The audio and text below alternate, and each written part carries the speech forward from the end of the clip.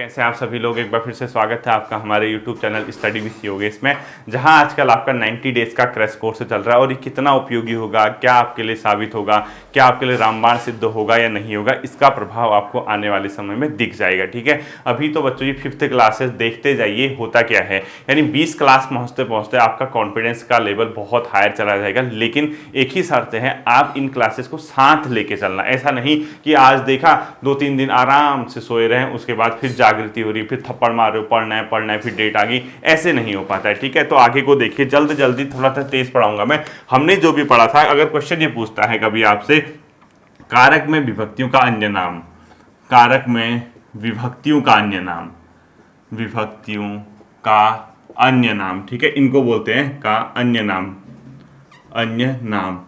परसर्ग, क्या बोलते हैं इनको? परसर्ग। ठीक है, इनको बोलते हैं परसर्ग। जो विभक्तियां होती है ये क्या होती है अभी बताऊंगा। ठीक, दूसरा, कभी पूछ दिया कारक के कितने भेद होते हैं, तुरंत बता देना उसको, कारक के 8 भेद होते हैं। अब एग्जामिनर को लगाया, एक काम करता हूं, इससे जो ये भेद तो पढ़ के आया, रट के आया, एक क्वेश्चन ऐसे डाल देता हूं कि इनमें से कौन सा एक कारक का भेद नहीं है। इस तरीके से क्वेश्चन डाल देता हूं, तो कारक के 8 भेद के नाम आपको आने चाहिए। ठीक है, एक होता है कर्ता, एक होता है कर्म, एक होता है करण। ठीक है, कर्ता, कर्म, करण, इसके अलावा संप्रदान, अपादान, संप्रदान, अपादान। ठीक है, इसके अलावा हो अधिकरण, संबंध और संबोधन, अधिकरण, अधिकरण, संबंध और संबोधन, संबोधन।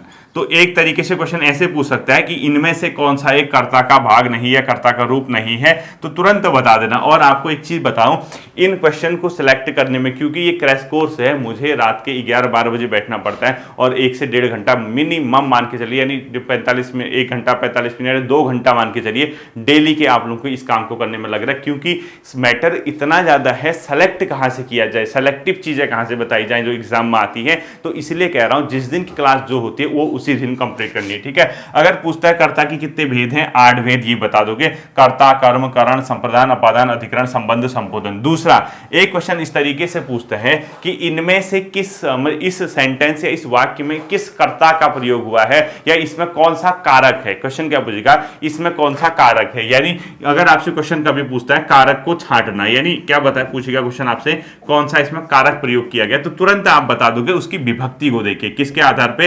पहचान किससे होगी? विभक्ति के आधार पे। पहचान किससे होगी? विभक्ति के आधार पे। अब आप कहोगे विभक्ति या परसर्ग क्या होता है। ठीक, परसर्ग, आप इससे पहचान करोगे, कोई सेंटेंस दिया होगा, अब आप कहोगे सर इससे क्या पहचान होगी, क्या बताना चाह रहे हो आप हमें? कर्ता मतलब कर्ता की जो विभक्ति होती है, तो इसकी विभक्ति होती है ने। ठीक है, कभी क्वेश्चन पूछ दिया इसकी विभक्ति क्या होगी कर्ता की, तो तुरंत आंसर होना चाहिए ने। दूसरा, कर्म की विभक्ति या परसर्ग अगर पूछता है तो उसका कर्म का होता है को। ठीक है, को। इसके अलावा करण, करण की जो विभक्ति होती है उसकी विभक्ति होती है से ऑब्लिक के द्वारा, से या के द्वारा।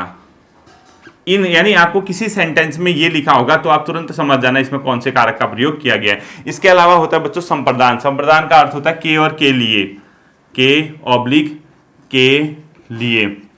अपादान होता है, जैसे आपको अपादान का मतलब है सीधे से, यानी अपादान का मतलब जब कोई चीज कहीं से अलग हो रही होगी। इस से का अर्थ होता है उसने किस चीज का हथियार, या मतलब जो कर्ता ने काम किया है उसका साधन क्या था, यानी इसका मतलब ब्रैकेट में लिख लो साधन, किस चीज से उसने उस काम को अंजाम दिया है। जबकि इस अपादान में जो से आएगा उसमें आपको अलगाव का भाव दिखेगा, यानी कोई चीज किसी से अलग हो रही है। एग्जाम्पल, पेड़ से पत्ता गिर रहा है, पेड़ से पत्ता गिर रहा है, तो से तो आ रहा है, लेकिन क्या हो रहा है? अलगाव, पेड़ से कोई चीज अलग हो रही है। जैसे छत से नीचे गिर गया, छत से नीचे गिर गया, से आ रहा है, तो कौन सा कारक हो गया, मतलब कौन सा कारक है? अपादान कारक। लेकिन भाव क्या है? अलग होने का। लेकिन अगर मैं पूछूं इसमें करण, करण का मतलब से, इसमें भी से आ रहा है, जैसे हथियार से मारा, ये वाला से अलग है, इसमें साधन है। देखना कर्ता ने किस साधन का प्रयोग किया है, और यहां पर कर्ता ने कौन से, मतलब कहां पे अलग हो रहा है। इसके अलावा था अधिकरण, अधिकरण का मतलब होता है बच्चों मैं या पर,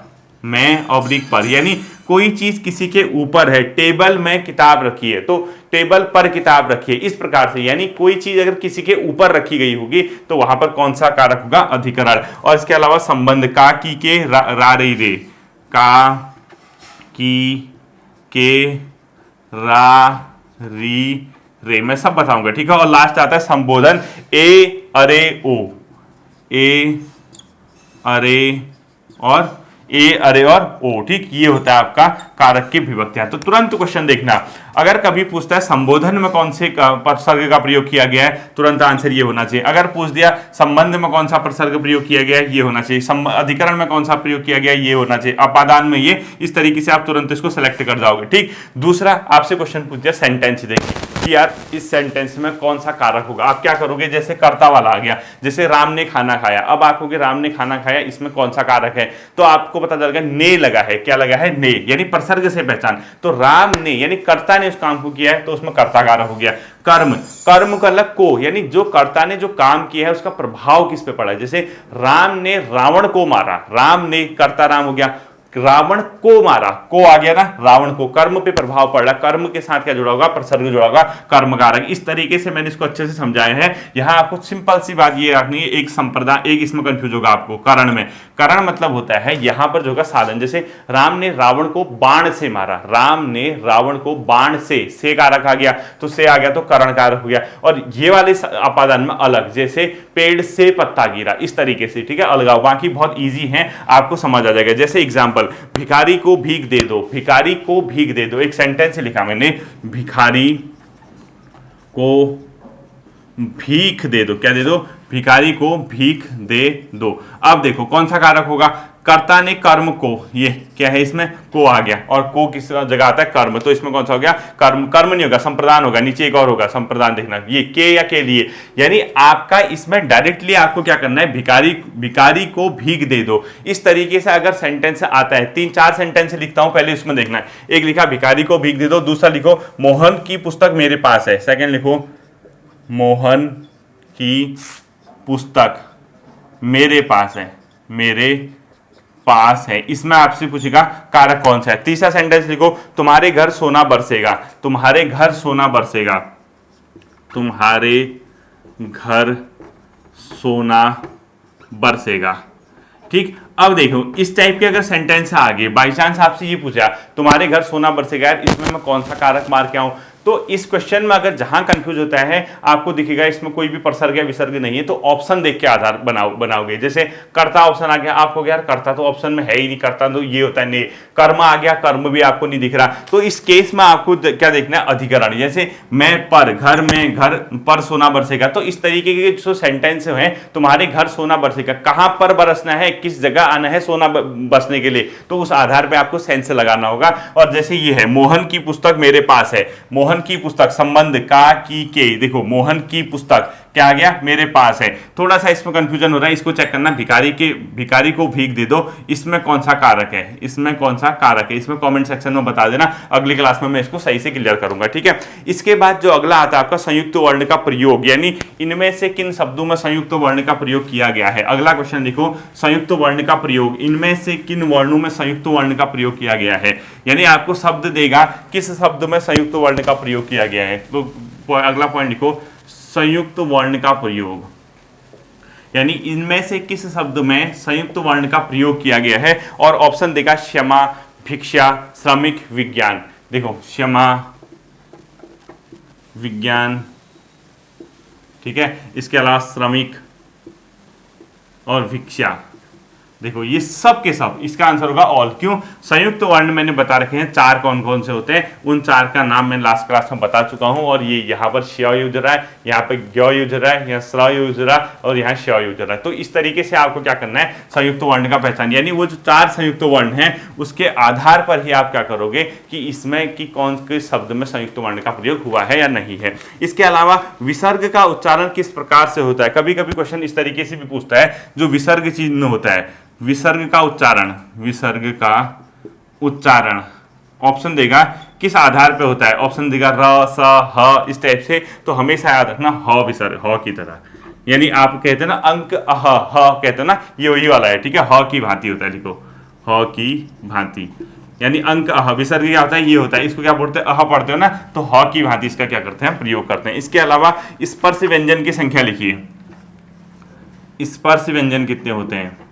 25 होते हैं, ध्यान रखना स्पर्शी व्यंजन की संख्या कितनी होती है, 25 होते हैं। इसके अलावा विकारी शब्द के भेद कितने होते हैं, 4 लिखो, संज्ञा, सर्वनाम, विशेषण और क्रिया। ये मैं पहले भी बता देता हूं, एक चीज और बता दूंगा यहाँ पे, विकारी शब्द के भेद लिखो।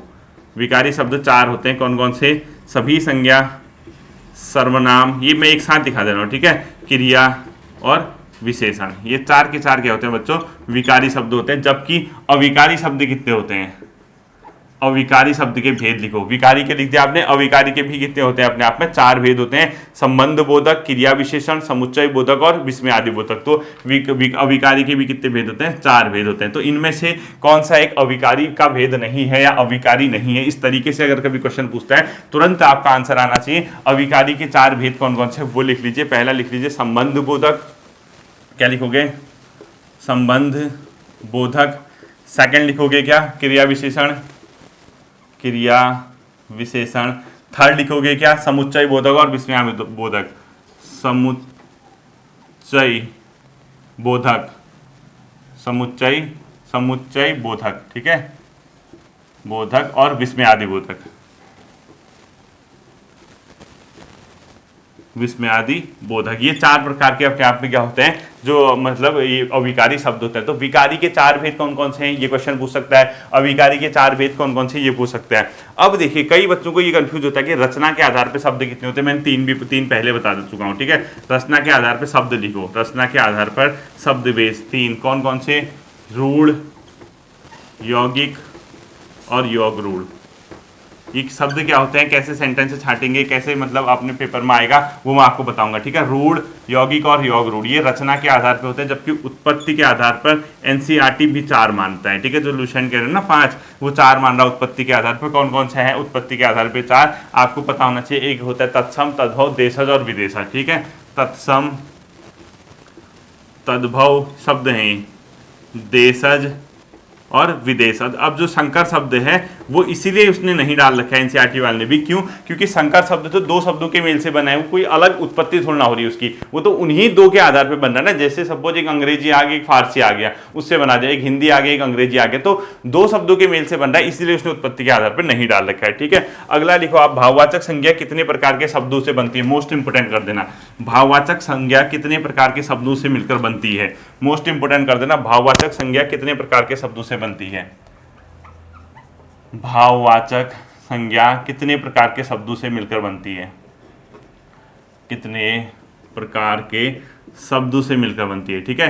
तो ये मिलती है बच्चों 4 प्रकार के शब्दों से मिलकर। अगला क्वेश्चन, इनमें से कौन सा एक भाववाचक संज्ञा बनाने का तरीका नहीं है, यानी किन शब्दों के आधार पर भाववाचक संज्ञा नहीं बनती है, यानी सर्वनाम से बनती है एक, दूसरा बनती है आपका विशेषण, क्रिया और जातिवाचक, ठीक है, विशेषण, क्रिया और जातिवाचक शब्द से। इन 4 के आधार पे आप क्या बना सकते हो, भाववाचक संज्ञा। मोस्ट इंपोर्टेंट कर देना, बहुत से लोग वहां आत्मा को परमात्मा के पास त्याग आएंगे, इससे अच्छा है आत्मा का पूजन इसी सृष्टि में रह के अभी कर लिया जाए कि यार हाँ, हमारा सर्वनाम, विशेषण, क्रिया और जातिवाचक, ये 4 ऐसे शब्द हैं जिनके आधार पर हम लोग क्या कर सकते हैं, तुरंत भाववाचक संज्ञा से जातिवाचक संज्ञा में चीजों को कन्वर्ट कर सकते हैं, ठीक है। अगला क्वेश्चन लिखना है आपको, सर्वनाम के कितने भेद होते हैं, क्योंकि ये नहीं कि सर पढ़ा रहे हैं बहुत एडवांस ही पढ़ाएंगे, हर चीज बेसिक चीज भी आना चाहिए। सर्वनाम के 6 भेद होते हैं और इनमें से कौन सा एक सर्वनाम का भेद नहीं है, इस तरीके से क्वेश्चन आ सकता है, लेकिन आपको लिखने की जरूरत नहीं है। पुरुषवाचक सर्वनाम लिख लो, निश्चयवाचक लिख लो, अनिश्चयवाचक लिख लो, संबंधवाचक लिख लो, प्रश्नवाचक लिख लो, निजवाचक लिख लो, ठीक है। सर्वनाम के 6 भेद क्या क्या लिखोगे तुरंत, अगर आपको नहीं आता तो लिख लो, पुरुषवाचक, निश्चयवाचक, अनिश्चयवाचक, संबंधवाचक, प्रश्नवाचक और निजवाचक। और सर्वनाम में सर्व का अर्थ लिखो, सर्वनाम में सर्व का अर्थ, सर्वनाम में सर्व का क्या अर्थ होता है, इसका मतलब होता है सबका, यानी ऑल, सबका, ठीक। ये था आपका हिंदी। अब आपको लगा कि यार सर ने इतना बकवास करके हिंदी तो पढ़ा ही दिया, आगे क्या होगा, हमारा 20 नंबर में से चलो हम ले आए 18 नंबर, इकोनॉमी तो हमारे सर से निकल जा रही है, इकोनॉमी का क्या होगा, हम तो इतने सालों से पढ़ रहे हैं, इतने साल से कोचिंग कर रहे हैं, अलग अलग यूट्यूब के माध्यम से हमने मटेरियल का गट्ठर लगा रखा है, फेसबुक अलग है, सोशल साइट अलग है, अलग अलग जगह से क्वेश्चन टाप के हमने अपना घर भर दिया है, लेकिन हमारा चयन हो ही नहीं पा रहा। इसके पीछे क्या कारण है, इसके पीछे मुख्य कारण है अनावश्यक चीज़ों को ज़्यादा पढ़ा गया है, फालतू की किताबों का ढेर लगाया गया घर पे, रूटीन से नहीं पढ़ा गया है, कोई तरीका ही नहीं अपनाया गया पढ़ने का, सिस्टमेटिक तरीका है ही नहीं, यही पता नहीं कि एग्जाम में क्या पूछता है, हम क्या पढ़ रहे हैं। इसीलिए कहता हूँ इकोनॉमिक्स भी पढ़नी है। और उसने पूछ दिया टिस्को की स्थापना कितना होती है, लिख के ले लो, ठीक है, अभी इसे लिख के ले लो, TISCO, टिस्को। टिस्को बना था 1907 ईस्वी में, यानी Tata steel and iron company जो भी होगा देख लेना इसको। टिस्को की स्थापना 1907 में जमशेदपुर भिलाई में, अभी ये कहीं है, टिस्को की स्थापना देख लेना, TISCO, ठीक है, Tata steel and iron company करके होगा कुछ, देख लेना 1907 में। अगला क्वेश्चन है इंडिया डिवाइडेड नामक पुस्तक किसने लिखी है, Rajendra Prasad. Most important question, India divided नामक पुस्तक किसकी है, राजेंद्र प्रसाद की। सब इकोनॉमिक्स से है, ठीक है, राजेंद्र मतलब वहां क्वेश्चन आते हैं प्रसाद। और अगला क्वेश्चन लिखो आप लोग, economic history of India, Ramesh Chand. Economic history of India किसकी है, रमेश चंद्र की, रमेश चंद्र की है, ठीक है, रमेश चंद्र की क्या है, इकोनॉमिक हिस्ट्री ऑफ इंडिया। अगला क्वेश्चन लिखो, गरीबी और अकाल नामक, मोस्ट इंपोर्टेंट क्वेश्चन लिखना, पॉवर्टी एंड जीबीटी, गरीबी और अकाल, गरीबी व अकाल नामक पुस्तक मोस्ट इंपोर्टेंट कर देना, अमर्त्य सेन की है, ठीक है, मोस्ट से मोस्ट इंपोर्टेंट कर देना, पहले भी पढ़ाया था मैंने, शायद आया भी था कहीं क्वेश्चन, अमर्त्य सेन की है, गरीबी व अकाल, ठीक है। इसके अलावा सेन सूचकांक का संबंध है, लिखो, सेन सूचकांक का संबंध है गरीबी निर्धारण हेतु, गरीबी, इसी अमर्त्य सेन ने बनाया था, ठीक है, निर्धारण हेतु, ये साथ ही लिखा दिया मैंने, और ये मैंने पहले भी कराया था, पहले भी ये क्वेश्चन कराया था, ये वीडियो बीपीडीओ में दोनों क्वेश्चन आए थे, आप अगर जो बच्चा जिसके शिफ्ट में पढ़ा होगा देख लेना, याद कर लेना। The land system of British India, ये तो छोड़ दो, खैर आप लोगों के लिए इतना इंपॉर्टेंट नहीं है। अगला क्वेश्चन लिखो, औपनिवेशिक शासन के अंतर्गत आधारिक संरचना के अंदर क्या क्या थे, यानी जब हम ब्रिटिश के अधीन थे तो उस टाइम पे इंफ्रास्ट्रक्चर के अंदर आप क्या क्या चीजें लेते थे, उस टाइम ऐसा नहीं था कोई सेवा क्षेत्र हो, कोई विनिर्माण मैन्युफैक्चरिंग सेक्टर हो, ऐसा नहीं था। तो लिखो, औपनिवेशिक शासन के अंतर्गत आधारिक संरचना, औपनिवेशिक शासन के अंतर्गत आधारिक संरचना, इंफ्रास्ट्रक्चर, आधारिक संरचना, इसके अंदर क्या क्या चीजें शामिल थी, लिखो, रेल, पत्तन, जल परिवहन व डाक, ठीक है, बेसिकली रेल, पत्तन, जल परिवहन, और इसके अलावा जल परिवहन के अलावा एक क्या लिखोगे, डाक तार, डाक व तार आदि कर दो, ये इंफ्रास्ट्रक्चर हुआ करता था उस टाइम बेसिकली, ठीक है। अगला क्वेश्चन लिखो, स्वतंत्रता पूर्व भारत की राष्ट्रीय तथा प्रति व्यक्ति आय के आकलनकर्ता कौन कौन थे। स्वतंत्रता से पूर्व भारत की राष्ट्रीय आय का आकलन लिखो, स्वतंत्रता से पूर्व भारत की नेशनल इनकम, राष्ट्रीय आय, भारत की राष्ट्रीय आय के आकलनकर्ता, यानी किसने भारत की राष्ट्रीय आय के आकलन किया था स्वतंत्रता से पूर्व, इनके नाम लिखो, दादा भाई नेरोजी, फिडले सिराज, डॉक्टर VRV राव, मतलब VKRV राव और RC देसाई। ये लोग जो थे, इनमें से कोई एक नाम आ सकता है आपका कि स्वतंत्रता से पूर्व किसने किया था। एक तो लिखो दादा भाई नेरोजी, ठीक है, पहला नाम। दूसरा नाम लिखना आपको फिडले सिराज, किसी एक का भी नाम आ सकता है, ध्यान रखना वहाँ, या दो का नाम, या इनमें से सभी आएगा कुछ इस टाइप का, फिडले सिराज, ठीक है। तीसरा क्वेश्चन आपने लिखना है doctor VKRV Rao, doctor VKRV Rao, और अंतिम आपने लिखना है RC देसाई। क्या लिखोगे, RC देसाई। इन लोगों ने क्या किया था, भारत की राष्ट्रीय आय का आकलन किया था, ठीक है। ये चीजें धीरे धीरे आपके पक्ष में आने लगी। अगला क्वेश्चन लिखो, भारत की प्रथम जनगणना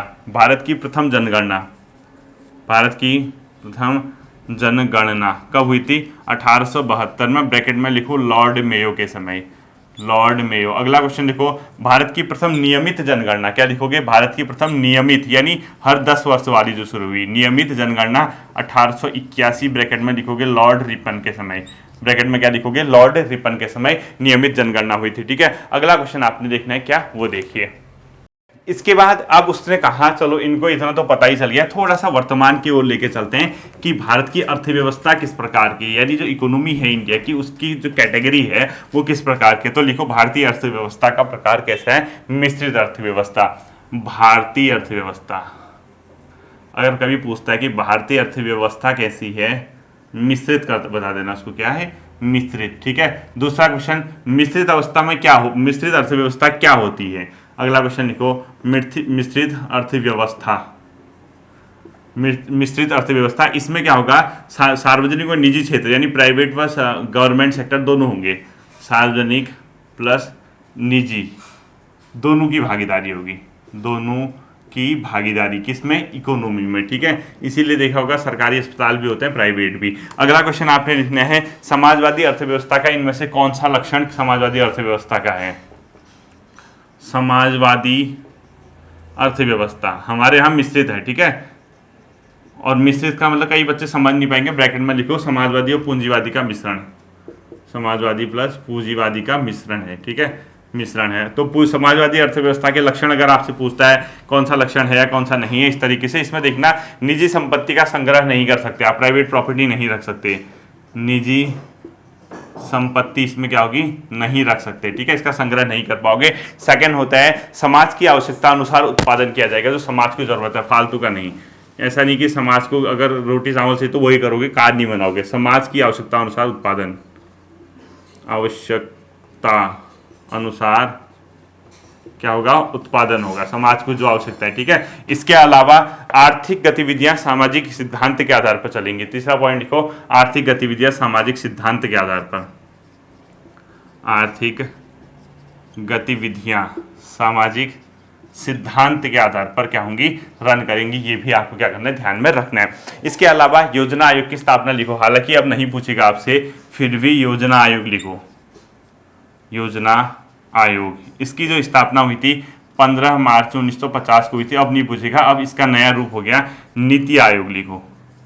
नीति आयोग कब अस्तित्व में आया था, 1 जनवरी 2015 को। ठीक है, नीति आयोग, और इसका अध्यक्ष जो होता है प्रधानमंत्री होता है, ये ध्यान रखना है। ठीक है, इसका अध्यक्ष कौन होगा नीति आयोग का, 1 जनवरी 2015। और ये कोई संवैधानिक बॉडी नहीं है, ना ही सांविधिक बॉडी है, ये सरकार के आदेश के आधार पर, मतलब स्टैट्यूटरी बॉडी भी नहीं है, सरकार के आदेश के आधार पर बनी है, कोई दोनों सदनों ने कानून पास करके इसको नहीं बनाया। ठीक है, अगला लिखो आपने, महालनोबिस मॉडल कौन सी पंचवर्षीय योजना को कहा जाता है, महालनोबिस मॉडल, महालनोबिस मॉडल लिखो, सेकंड 5 ईयर प्लान को कहा जाता है। ठीक है, यानी द्वितीय पंचवर्षीय योजना को महालनोबिस मॉडल के नाम से भी क्या किया जाता है, संबोधित किया जाता है या जाना जाता है। ये क्वेश्चन भी आपके दिमाग में रहना चाहिए। ठीक है, द्वितीय पंचवर्षीय योजना यानी महालनोबिस मॉडल कौन सी पंचवर्षीय योजना को कहा जाता है, ये भी आपको क्या होना चाहिए, पता होना चाहिए। वैसे बोर्ड को, व्हाइट बोर्ड को पोंछने का मजा कपड़े से ही है, क्योंकि उससे क्या होता है, डस्टर से वो काला लग जाता है कंप्लीटली। ठीक है, एक तो डस्टर सूख जा रहे हैं गर्मी की वजह से, और बोर्ड भी साफ नहीं हो पाता है। कपड़ा ही सही है, कपड़े से चमक तो आती है, जैसे मेरे चेहरे पे। ठीक है, अगला क्वेश्चन आपने जो देखना है, जीडीपी में सर्वाधिक योगदान वर्तमान में कौन सा सेक्टर करता है, लिखो, सकल घरेलू उत्पाद में सर्वाधिक योगदान, सर्वाधिक योगदान किस सेक्टर का है, सेवा क्षेत्र। और सेवा क्षेत्र को क्या बोलते हैं, थर्ड सेक्टर, यानी जो मतलब अपने आप में सर्विस सेक्टर बोला जाता है, यानी तृतीय क्षेत्र होता है, इसको ब्रैकेट में लिख लो, तृतीय क्षेत्र। अगला, स्वतंत्रता के बाद भू सुधार सफल किन राज्यों में हुए थे, केरल और पश्चिम बंगाल में, लिखो, स्वतंत्रता के बाद भू सुधार सफल हुए थे, भू सुधार सफल हुए थे, ये कहाँ हुए थे, केरल प्लस वेस्ट बंगाल, पश्चिम बंगाल के जैसे राज्यों में। ठीक है, अगला लिखना है, अर्थव्यवस्था का समाजवादी रूप कौन सी वाली पंचवर्षीय व्यवस्था थी। ठीक है, अर्थव्यवस्था का समाजवादी रूप, अर्थव्यवस्था का समाजवादी रूप सेकंड 5 ईयर प्लान को बोलते हैं, सेकंड पंचवर्षीय योजना को। ठीक है, द्वितीय पंचवर्षीय योजना को बोला जाता है। अगला लिखना आपको, डी के करवे समिति का संबंध है, डी के करवे समिति, ये थी बच्चों लघु उद्योग से संबंधित, जो कि 1955 में बनी थी, लघु उद्योग, स्मॉल इंडस्ट्री जो होती हैं, और ये बनी थी 1955 में। ठीक है, ये भी आपको पता होना चाहिए। अगला क्वेश्चन आपने लिखना है, जो ये है पंचवर्षीय योजना का लक्ष्य तो छोड़ दो, खैर अब तो आएगा नहीं पंचवर्षीय योजना का लक्ष्य वगैरह, इतना काफी है आज के लिए इकोनॉमी। और याद रखना 10th के 11th क्लास के 2 चैप्टर या 3 चैप्टर आपके इतने पोर्शन से निकल गए होंगे। ठीक है, अब आपने कहा यार सर एक काम कर दो, थोड़ा सा हम पे रहम कर दो, हमारी आत्मा को शांति दिला दो, थोड़ा पूजन वगैरह कर दो उत्तराखंड को पढ़ा के। अब मैंने कहा बच्चों ऐसा क्यों, क्या हो जाएगा उससे, बोला सर इस दिल को तृप्ति नहीं मिल पाती है जब तक कि उत्तराखंड न पढ़े। मैंने कहा कि उससे क्या हो जाएगा, बोला सर 40 नंबर की आती है। तो मैंने कहा आज तक कितना स्कोर कर पा रहे हैं? बोला सर 55-60 नंबर आ जाते, इससे ऊपर नहीं पढ़ पा रहा हूँ। फिर पूछा उत्तराखंड में कितना कर लेता है? बोला सर 30-32 नंबर तो उत्तराखंड में आ जाते, बाकी के पोर्शन पे नंबर खींच नहीं पाता हूँ। मैंने कहा कहाँ से सिलेक्शन होगा? कितनी तैयारी कर ले, कितनी तैयारी कर ले, जब तक उत्तराखंड का भूत दिमाग से नहीं निकालेगा और हिंदी और जीएस में कमांड नहीं बनाएगा, तब तक वो स्कोर 55, 58, 60, 62, 63 के अराउंड ही घूमता रहेगा। यानी जो समझदार, उस दिन मुझे बहुत खुशी हुई जब बीपीडीओ का रिजल्ट आया। एक बच्चे ने मुझे एक चीज़ लिखा था, सर थैंक्स कि मेरा सिलेक्शन हो गया, आपका मार्गदर्शन बहुत हद तक काम किया। और उसने मुझे एक मैसेज कोट करके भेजा था। उस मैसेज में मैंने बहुत पहले उससे ये लिखा था कि उत्तराखंड पढ़ के ही सिलेक्शन नहीं होगा, दुनिया से हट के कार्य करना होगा, हिंदी और जीएस में कमांड बनाओ। एग्जैक्टली उसने वही किया और उसका सिलेक्शन हो गया। ये चीज़ें बहुत मायने रखती हैं। सामने वाला जो बोलता है उसको फॉलो भी करना पड़ता है। ऐसा नहीं कि यहाँ से सुना, यहाँ से। कई क्या करते होंगे, फटाफट नोट कर देते होंगे, मतलब वो रट्टा मार एजुकेशन के आधार पर शिक्षा एग्जाम निकालना चाहते हैं। ऐसा नहीं होता है, ठीक है। फिर भी हमारा क्या करना है, लिखो फॉरेस्ट रिसर्च इंस्टीट्यूट के बारे में थोड़ा सा, ठीक है। 1878 में ये बना था, किस नाम से? फॉरेस्ट कॉलेज नाम से, फॉरेस्ट कॉलेज।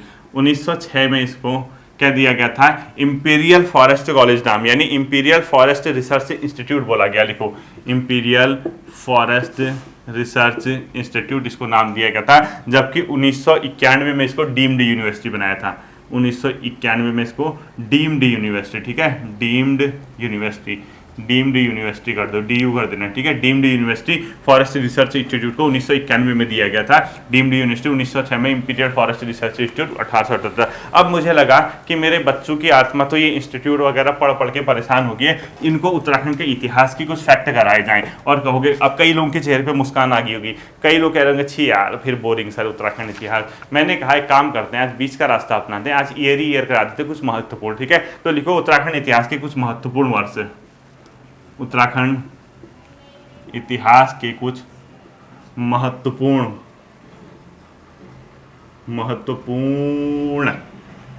वर्ष, ठीक है। ये लिख लेते हैं थोड़ा सा। अब आप कहोगे सर इसमें क्या पढ़ाओगे? इसमें उत्तराखंडी तो पढ़ाऊंगा, कोई भूगोल थोड़ा पढ़ाऊंगा। तो देखिए पहला क्वेश्चन आपने लिखना है, 636 ईस्वी में युवान चौहान द्वारा कहाँ की यात्रा की थी? ब्रह्मपुर। तो लिखो युवान चौहान द्वारा, युवान मतलब ये अंग्रेजी वो है, ठीक है, चौहान द्वारा ब्रह्मपुर की यात्रा, ब्रह्मपुर यात्रा कब की गई थी? 636। अब कई लोग समझदार होंगे, कौन है युवान चौहान, वो समझ गए होंगे। नहीं बताऊंगा जब तक अगली क्लास में, मतलब कमेंट सेक्शन में नहीं बताओगे, ठीक है। खुद बताना पड़ता है कि युवान चौहान कौन किसका नाम है। अगला क्वेश्चन आपने लिखना है, कार्तिकीपुर में वसंत देव का उत्थान कब हुआ था? क्योंकि बहुत मतलब वो शासक था ये। कार्तिकीपुर में, अगला क्वेश्चन लिखना है, कार्तिकीपुर में वसंत देव का उत्थान, वसंत देव का उत्थान ये हुआ था 700 ईस्वी में, ठीक है। अगला क्वेश्चन आपने लिखना है, शंकराचार्य द्वारा केदारनाथ में अपने शरीर का त्याग कब किया गया था? शंकराचार्य द्वारा केदारनाथ में शरीर अपना कब किया गया था? त्याग किया गया था। कब? 820 ईस्वी में, ठीक है। पूरा क्वेश्चन लिखना है इसी तरीके से। अगला क्वेश्चन लिखना है, ललित सूर्यदेव का राज्यारोहण कब हुआ था? 832 ईस्वी में। ये भी बहुत उनका शासक, फेमस शासक, ठीक है। ललित सूर्यदेव का राज्यारोहण कब हुआ था? अपने आप में 820 मतलब 832 ईस्वी में, ठीक है। 832 ईस्वी के आसपास हुआ था। अगला क्वेश्चन आपने लिखना है, चाँदपुरगढ़ में पवार वंशी कनकपाल की स्थापना, यानी पवार वंश की स्थापना भी लिख लो, ठीक है। तो अगला क्वेश्चन लिखना है, चाँदपुरगढ़ में, पूरा लिखना, पवार वंशी राजा कनकपाल की स्थापना, चाँदपुरगढ़ राज्य की स्थापना लिख दो, जो भी लिखते हो।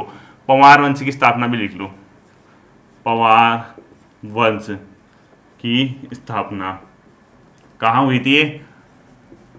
चाँदपुरगढ़। किसने की?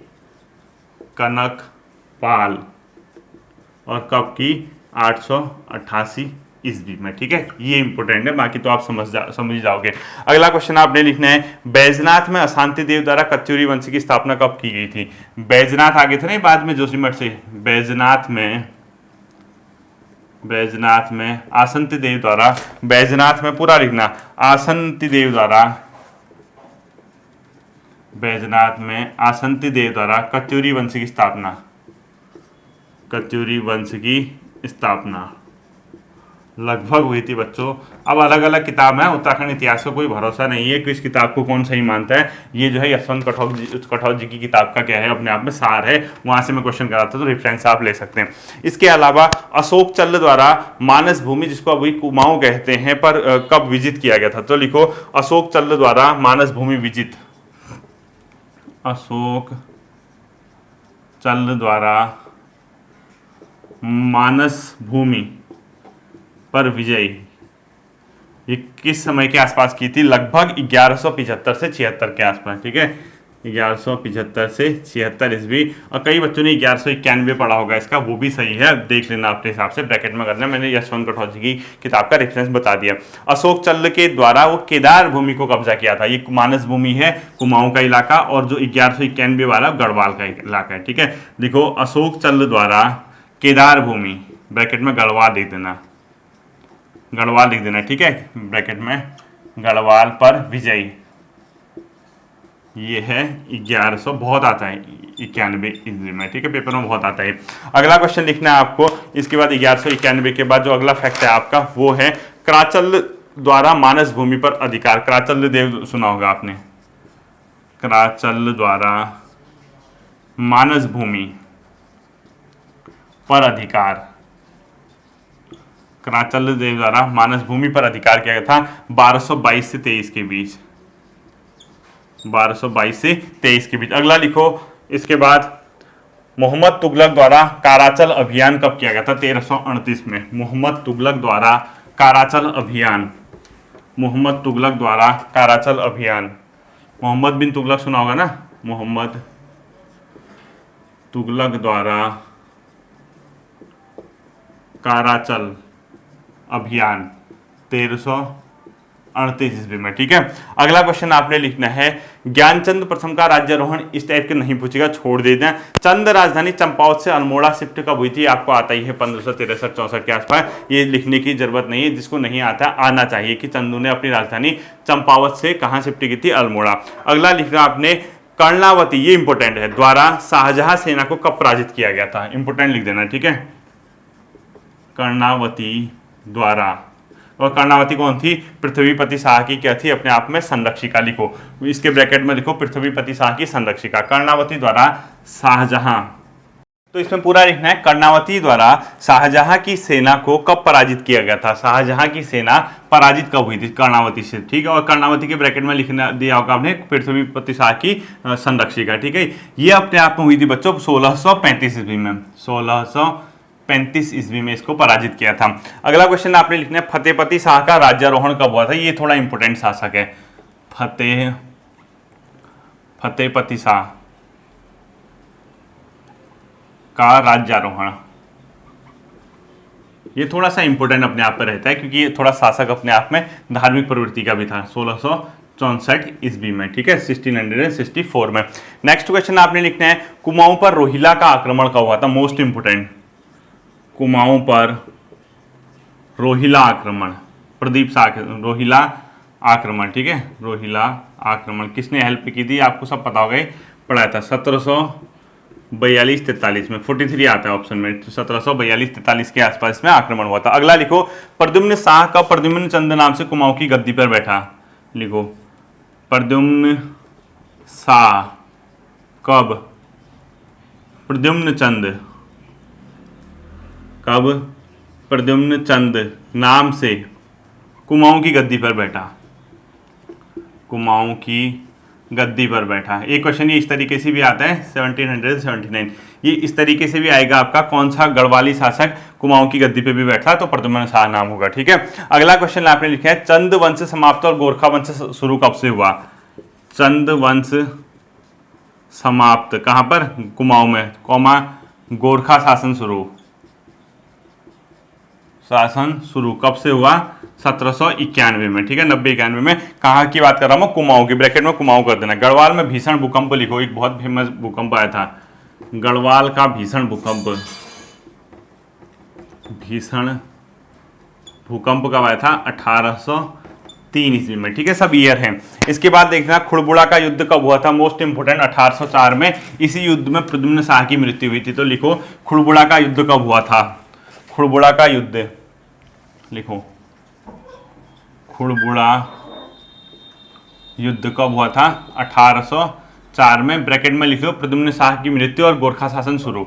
गढ़वाल पर गोरखा शासन शुरू इसी से हुआ था, गढ़वाल पर गोरखा शासन शुरू, ठीक है, शासन शुरू यहीं से हुआ था। और खुड़बुड़ा का युद्ध किसके किसके बीच हुआ था, प्रद्युम्न शाह प्लस गोरखा के बीच हुआ था, ठीक है, प्रद्युम्न शाह व गोरखा। और इसमें पराजित कौन हुआ था, प्रद्युम्न शाह, इसकी मृत्यु हो गई थी। पराजित और मृत्यु लिख दो, इसकी मृत्यु इसी युद्ध में हुई थी, ठीक है। अगले 2 क्वेश्चन लिखने हैं आपको। गढ़वाल राज्य का विभाजन कब हुआ था, 1815-16 में, सिगौली की संधि। गढ़वाल राज्य विभाजित, यानी गढ़वाल का विभाजन हो गया था 1815-16 में।